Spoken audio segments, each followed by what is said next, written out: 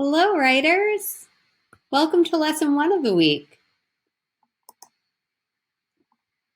Today, I want to teach you that nonfiction writers teach their readers expert words about their topic. In our last session, we learned that nonfiction writers make sure to use expert words within their writing. Well, it's not enough to just include expert words. Nonfiction writers also need to teach their readers what those words mean. There are a couple of ways to teach expert words. Let's find out what they are.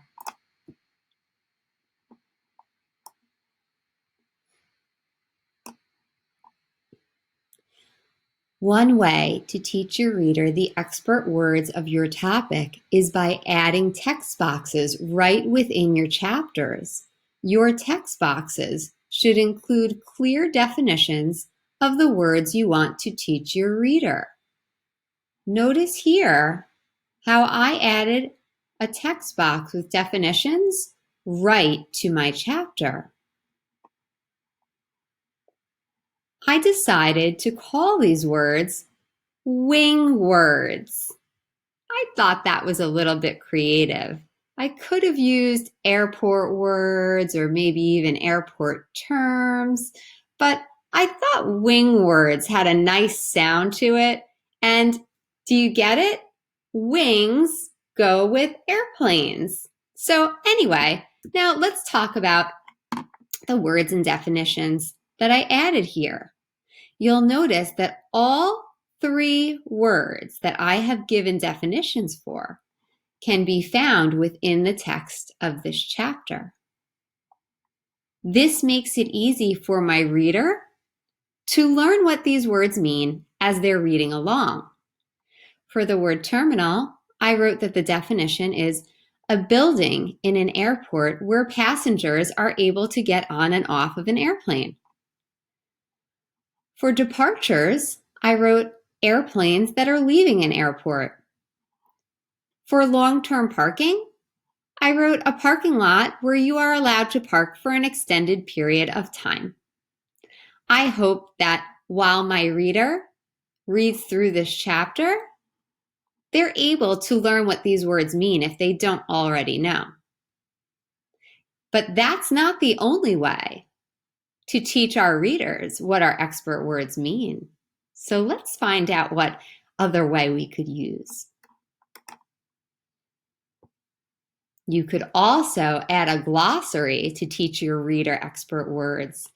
A glossary could be added to the end of a nonfiction book. Notice that I decided to make my glossary a picture glossary. I added images to my glossary that go with each word that I decided to teach my reader. Now, you may choose to use a picture glossary as well, but you do not have to. You could also just list words and definitions. That would be fine as well. The choice is yours. Another thing to note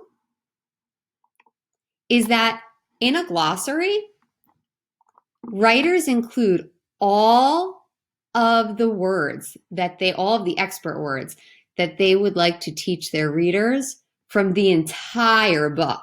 So instead of just including words from one chapter, they make sure to teach all of the words from the book. You see here that I included departures, long-term parking, and terminal. Those were all from chapter 1. But I've also added the word runway, which was from our introduction. I added runway, a paved strip of land where planes land and take off. So if you decide that you would like to add a glossary to the end of your book, make sure to include all of the words that you'd like to teach your reader from your entire book. Now think. How will you teach your reader expert words? Will you add text boxes to your chapters with definitions that teach your expert words? Or will you add a glossary with definitions to the back of your book? Decide how you will teach your reader, and then go off and write. Remember, your paper choices are located in the Google Classroom. A glossary page has been added this week. Please submit all writing work from throughout the week to today's assignment, Lesson 2. Happy writing, everyone!